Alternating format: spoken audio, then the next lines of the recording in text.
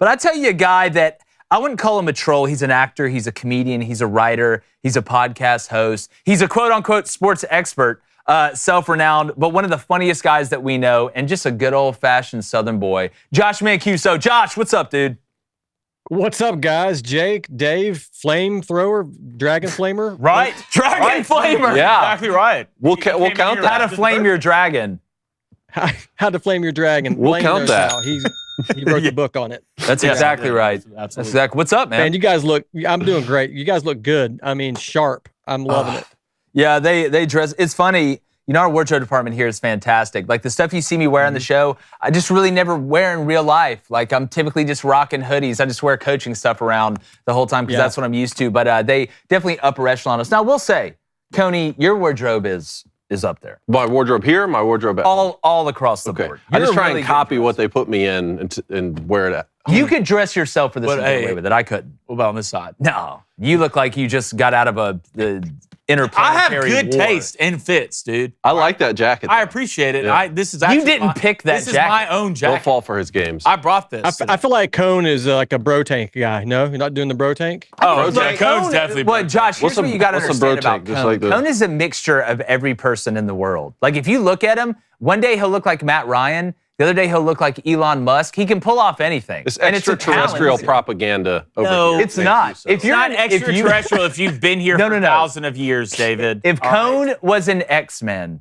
his power would be he could just look like everybody when you look at him. Like he could get in anywhere. There's I nowhere like this that. guy couldn't get in. He could get in the Pentagon. He could get in the Pizza Hut. Right? He could get in the what's that thing where they make that owl out of wood and set Nicolas Cage on fire? What's that? The meeting they have? The famous people. the Wicker Man. Yeah, the Bohemian Bilderberg. Grove? Bohemian Grove. He could get into that party, or he could get into an Man. InfoWars show. What am I doing here? Yeah, I know, right? That's exactly right. You could be doing so many things. Great country music artist as well. Let me just say. Thank you, Very sir. true. I appreciate that. Good. All I got right. you. Well, Josh, I want to get in these picks, but first I want to talk to you about Tennessee, for a second. Yeah. Obviously, you have a connection there. This game against Kentucky, I know Kentucky has kind of fallen off a bit, after they had that upset win over Ole Miss. Second half of the Auburn game, they kind of laid down a little bit, but if you're Tennessee going into this game, the offensive confidence that you need to continue to accrue with Nico and the rest of this unit is massive. We know who the defense is. But if you're Tennessee this weekend, if you're the offensive coordinator, if you're Josh Heupel, who I know is the head coach, but he calls the plays, are you taking a lot of shots to continue to get Nico's confidence up this weekend against this Kentucky team who can make the run game a little bit wonky, even though Jarquez Hunter ran through him like the plague last weekend? Yeah, 100%. I think you pound it with Dylan Sampson, absolutely, because that guy's going to break through. He's going to get some extra yards, get to the end zone. But yeah, you keep throwing the ball down the field because we saw that it worked last week. Get the ball to Brew McCoy, Thornton, these guys on the outside, get some posts going, and just build his confidence because you saw it happen last week. And he can do it. He can do it. You just got to give him the opportunities. I think Tennessee fans are like, they always act like they know better than the coaches do, right? They're like, why aren't they doing this? Like, well, we're not on the sidelines. We don't know. But I mean, I think I would love to see them air it out because he is good enough and we got the receiver to do it. So yeah, you know what? Kentucky, their defense is struggles. And I think, and their offense struggles. I don't know if Kentucky crosses the 50 throughout this game. So I'm thinking, I'm looking at a pretty big win for the Vols here.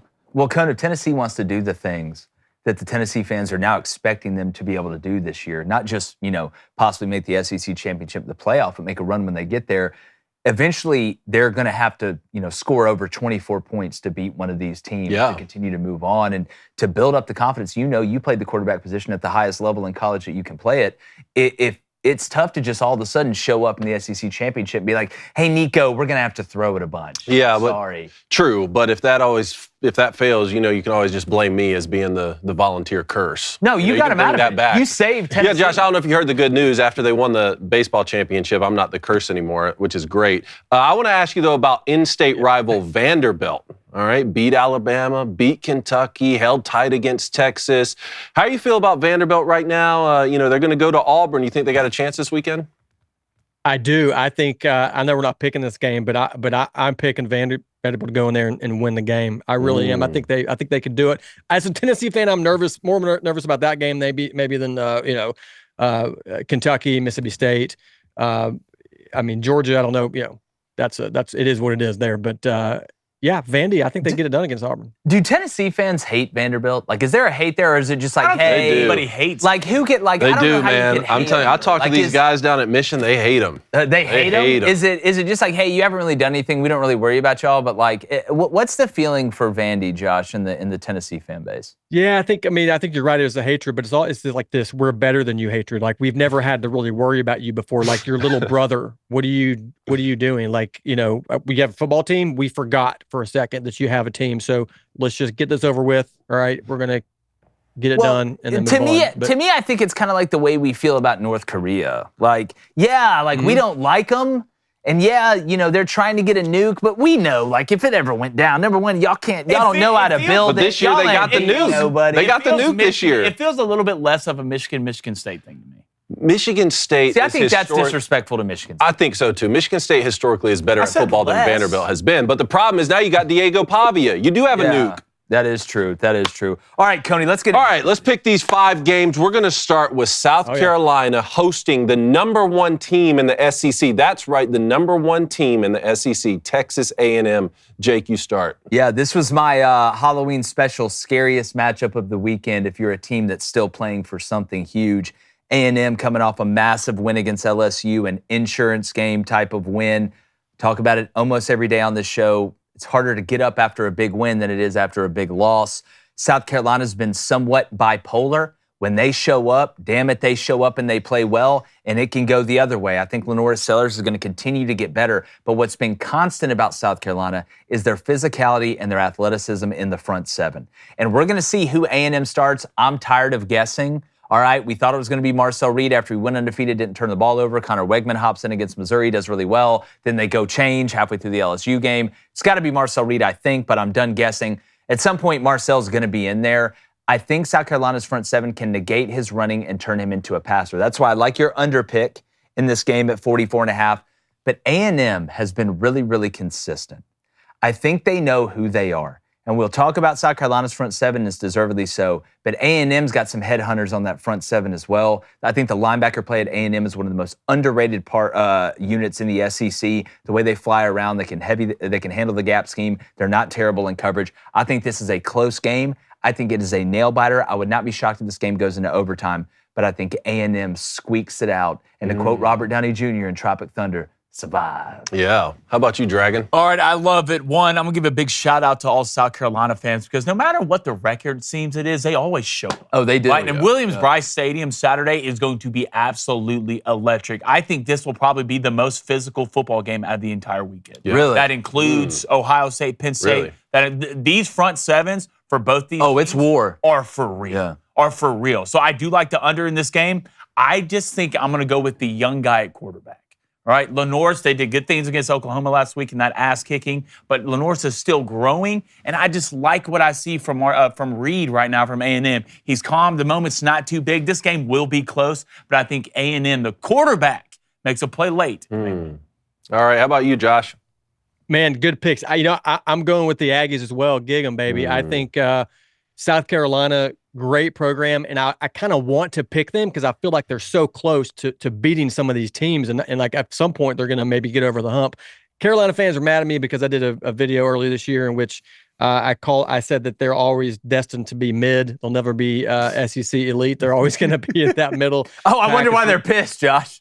Yeah, I can't imagine why. So, but you know what? But they're so close, and I'd love to see them win. But it's not going to happen this time. I think the Aggies, again, defense, big time there up front. Those guys are good, and gig 'em. But the whole thing. The thing. Yeah, come. Man, I'm rethinking my pick now because that's 3 Texas A&Ms in a row. Yeah, the last time that happened, it wasn't good. Listen to your heart. It wasn't good, but I'm going to go ahead and squad ride this thing. Give me Texas A&M. I mean, South Carolina's been Dr. Jekyll and Mr. Hyde, right? Now, whichever one of those two is analogous with them showing up and fighting hard and putting forth a great effort, I think that's what they're going to do tomorrow. I really think South Carolina is going to play this tough. And look, man, you want a recipe to win. Playing a young quarterback in Marcel Reed and having him come on the road, that's a good recipe for South Carolina. But I just have to pick the team that's been more consistent. This is going to be a sweet I have to pick the team that's been more consistent. And if this was Marcel Reed's first road game in the SEC, I would probably actually pick South Carolina. But Marcel Reed has done this before. Yeah. He went down to the swamp and won. True. And he doesn't. And he looked good in turn the that ball game. over. He looked good in that game. Now, one thing South Carolina will have going for them that LSU didn't is they're going to be able to have game planned all week for Marcel Reed. Very LSU kind of got caught off guard. They're game planning for Connor Wegman. Yeah, so I don't know. I can't wait for this football game, but go ahead and give me Texas A&M as well. All right, let's go to the ACC. We got a ranked matchup. Undefeated Pitt's going to go on the road and play SMU, who's undefeated in conference. Kevin Jennings, SMU's quarterback, and Eli Holstein, Pitt's quarterback, are both slated to play. Look, I'm going to throw the disclaimer out here like I do every time we talk SMU. All right, I picked them to go 11-1 and play in the ACC championship game. And they started off horribly when I was saying good things. Every time I've said bad things about SMU, they find a way. Whether that's beating somebody to death like they did Florida State or sneaking by a team like Duke. So I'm going to pick SMU, okay, to win the game. I'm going to pick them. But I'm not saying anything good about them. I'm going to spend the next 30 seconds saying good things about Pitt. Eli Holstein's going to play, the Bama transfer at quarterback. I really love his game. His ability to run, I think, is underrated. He's got a big arm, but he also has some touch. He can make all the throws. Pittsburgh stays with a couple guys on the defensive side that can really play, and that pass rush has continued to improve. So I'm really proud of what Coach Narduzzi and Pitt have done. But I'm going to pick SMU. And now it's your turn, Flaming. All right, I love it. I'm going with the Pittsburgh Panthers in this game. I love what Narduzzi does, especially after last year. He told all the offensive coordinators to get out, said if you don't want to be here as a player, you can get out, and we'll go from there. Now look at them. I think the Pittsburgh defense is better than what people think they are. I think there's a reason they're undefeated. You go look at that Syracuse game, and I know Kyle McCord didn't play great, but hell, he gave up 13 points. That's a pretty good offense on that side of the ball. I like Pitt in this game. I think SMU is good. I have them going 9-3. I think Narduzzi and the boys pull this one out. Josh? Yeah, I'm with you. SMU, good team, but I think Pitt overmatched a little bit here for SMU. So I like the Panthers. I like Holstein. I like the offense. I like Narduzzi to get it done. I picked against Pitt last week, which was rare because I've been high on them all year. Last week I picked an upset for Syracuse over Pitt. Regretted that immediately. That was ugly. So not picking against Pitt again until they lose. So Syracuse has been schizophrenic this year. Well, they have to a certain point. It's just they go as Kyle McCord goes. But the way SMU has turned things around after those first couple of weeks has been very impressive. I think I'll take Pitt on the road as well, since that was one of my dog picks. I'll take Pitt on the road, but it should be a great football game. Good. All right, let's move on. Let's talk about Michigan hosting Oregon, one of the largest spreads, one of the biggest underdogs Michigan's been since, I think, the late 80s. Oregon, #1 team in the nation. Do the Wolverines have a chance?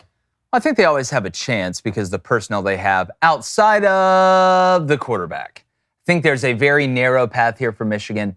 I think it's actually more about Oregon struggling and turning the ball over, maybe dropping some balls, Dylan Gabriel being off his game, or Michigan making them one-dimensional, which they could. But Oregon, again, and we talk about this every week, they do an incredible job of being able to supplement the run game or, substitute the run game if it's not working with that quick passing game, that short passing game. Teams want to load the box against them. They can spit it out there to Tez. Some of the guys that they have on the outside, Evan Stewart's been pretty damn good for them. I just think Oregon can win in too many ways, and it seems like they're starting to hit that stride. And they've got the confidence now. They beat Ohio State. Dan Lanning got over that big hump, the one that James Franklin's hoping to get over this weekend. We're going to talk about in a couple weeks. Wouldn't be surprised if this game was more low scoring and closer than a lot of people think on the 14.5 spread for a while. I just think Oregon has too many ways to hurt you, and they're more confident now than ever. And the defense, I still believe in them. I think they can hold up against Michigan's offensive line. Is everybody healthy on Michigan's defense? How banged up? Well, I don't know if Will Johnson's for sure going to play. Okay. I don't know. I don't think it'll matter, to be honest. I think this is going to be an ass kicking. How is Michigan going to score? I'll sit here and wait all day. Well, Oregon, I don't know how. Running it good. Well, Ashton Genty kind of ran all over Oregon. Thank you. Right? But I think Oregon is a different team today than they were when they played Boise. The scariest thing about it was Dan Lanning and them, the one thing they couldn't get going was stopping the run. And now they're doing that. And you brought in Dylan Gabriel to win games like this against Michigan on the road. He's too composed. He's an older guy. They have receivers, just a plethora of NFL receivers. I like Oregon. Tight end's damn good, too. Tight end's good, too. Secondary, young, two good backs who are old. Your two guards who are old. So, I mean, I like Oregon. I like them big. Well, and it's easier to stop the run game when you know they can't pass. Like, that does make it a little bit easier. You're able to narrow It's going to be focus. Davis Warren, correct? Yeah. It's got to be. Jack Tuttle is retired from football after his 5th concussion. All right, Josh, I see that Maze Yeti behind you. Do the unthinkable. Shock the nation here. Shock the nation. You know, I will shock the nation on another time. Right now, I'm going to. If you do it, I'll do feeling it. the heat from the Flamer. I'm with you. Yeah, good. Oregon's going to Good, win it's working. big. I think the only way Michigan keeps it close is if they force some turnovers, which they might do. I think their defense is pretty decent. And still, kudos to Michigan after a national championship season. Their coach leaves, a lot of turnover. What are they, 5-2, 6-2? Hey, 5-3. That's 5-3. Just kidding. You know what? Yeah, you know. Who cares? You won a national championship. Who cares? Yeah. Right. This is be the happy. year. You're at Sandals this entire year. Yeah, you are. Sandals, Jamaica? Yeah. The resort. Oh, my David. goodness, man. Well, you guys know I'll be wearing my maize and blue tomorrow. We'll be cheering on the Wolverines. But, yeah, man, I don't understand how I can just sit here and pick again. I think Oregon, for what you said, Oregon is worthy now of the #1 ranking. I think they've separated themselves from the rest of the country on both sides of the football. I think Oregon wins the football game. And, look, Michigan, you got a chance to step up and do something special in the Big House. What an upset this would be to really reset things, not only nationally, but within the conference. And get some momentum going and playing Ohio State. Exactly. Get some momentum in recruiting as well. So, look, I hope Michigan shows up. I hope there's a lot of pride on that sidelines. I think there will be, but I'll take Oregon to win the game. There's a lot of pride on Pride Michigan's on sideline, that's for sure. You and Texas A&M. Yeah, that's a whole different. Y'all should collab. That's a whole different thing. All right, let's go to Arkansas hosting Ole Miss. No room for error right now with Ole Miss. Already with 2 losses. If they want to make the college football playoff, they got to win out. This is a tough one. Ole Miss offensively has been a letdown. I think Ole Miss fans would agree with me there, and a lot of it is on the offensive line. You look at Arkansas, has surprised some people. You get that big win over Tennessee. Taylon Green is the wild card here. I know who Jackson Dart is, even though they went out on Halloween. Some people were pissed about that. I think they're going to show up. Jackson's going to put his best foot forward. But if he's one-dimensional, and Ole Miss continues to be one-dimensional, and they can't hit those big plays. Trey Harris on the outside's been hurt. Arkansas and Taylon Green, I think, has a mindset where they believe they can do it. I don't think they think they need luck. And Travis Williams has done an incredible job as the defensive coordinator at Arkansas. I think he may be the next head coach at UCF. Almost pitching perfect games with what they do on the defensive line. They're not afraid to stunt. They're not afraid to gamble. I don't know if they have to do that this much in this game. 7.5-point spread. Ole Miss has to have it, Cone, and their defense has been the strength of their team. I'm going to go with the upset here. I think Arkansas dashes Ole Miss's hopes, gives them that 3rd loss. Taylon Green coming off a game where he had 600 total yards, that offense did. I think Arkansas finds a way to win this game. I'm going to pick them to pull the upset. I'm definitely not betting this game. If I'm going to bet this game, I'm going to bet the under. The under is the best play in this football game. Do not touch the spread. I think Ole Miss wins this football game because I think Ole Miss has to win this football game. There's no other opportunities. You can't lose another or your season is done. It's going to be close. It's a tough place to go play and win. But I think Jackson Dart, and I think their leading receiver is going to play. I think he is back healthy, which is huge because Juice hadn't been great, and there hadn't been a lot of other options other than Trey Harris on the outside, who has been great this year. I can sit here and say that. Ole Miss, close. Jackson Dart's the difference. Josh? Woohoo pig, baby. I'm a believer in the Hogs. I think, Bobby Petrino is going to bring some stuff out. Who knows what might happen. I think the offense gets some yardage. I think Ole Miss, I think it's a high-scoring game. I don't know why. I just feel like there's going to be some points made there. But I'm with Blaine. Don't pick it. Don't pick the spread. Don't bet on the spread. You don't know what's going to happen. But I'm taking Arkansas. Yeah. Man, I'm so torn on this game. I really think this is 50-50. As I sit here right now, go ahead and give me Ole Miss. I'll take Ole Miss. I'll do the unthinkable, going with Lane Kiffin to win a big game on the road. You picked Ole Miss? Yeah, me. I'll ride with you. All right, let's do it. I tell you what, I do like Arkansas's chances though. All right, let's go to the game of the weekend. Penn State going to host the Buckeyes at noon tomorrow. Both of these coaches need this win. Both of them need it bad. This game is going to be fascinating. I hate they're playing it so early. I think Penn State fans agree with me there. If I'm an Ohio State fan, I'd rather play this game early. There comes a point in every person's life where you got to say enough is enough. And I'm tired of it, right? I'm tired of being bullied by certain people. I'm tired of being talked down to by certain people. I'm tired of people telling me that I'm almost good enough, but I'll never be good enough. And that's what Penn State has heard with James Franklin when it comes down to how they've played against Michigan and Ohio State. Now, having said all that, just wanting that isn't enough. If you've actually watched this Penn State team this year, they are different than what they have been. Offensively, I've talked about them bringing Andy Kotelnicki, the offensive coordinator from Kansas, over that has brought a new breath of fresh air to this offense. They're taking shots down the field. Drew Aller's confident to let the ball go. And what has hurt them in the past is they've ran and hit on offense and hoped the defense would be good enough to beat an Ohio State or beat a Michigan. The only year that wasn't the case was when Saquon Barkley almost helped them beat Ohio State, but they still lost. James Franklin's been waiting for one. They're as jacked up as they've ever been. I think this team is different.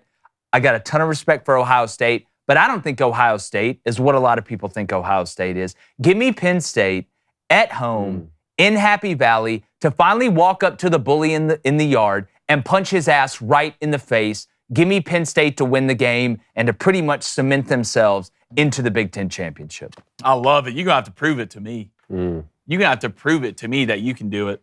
Give me Ohio State. Ohio State hadn't looked great. I know that. But I still know the athletes they have on both sides of the football. And I know what Will can do. It's going to come down to Will and Drew, I believe. One of these guys is going to have to make the play to win the game because I think both these defenses are going to play well. And I think Will Howard is the guy who makes the play to win the game. God, for Ohio State, that would be massive. That would be massive. Josh, who you taking?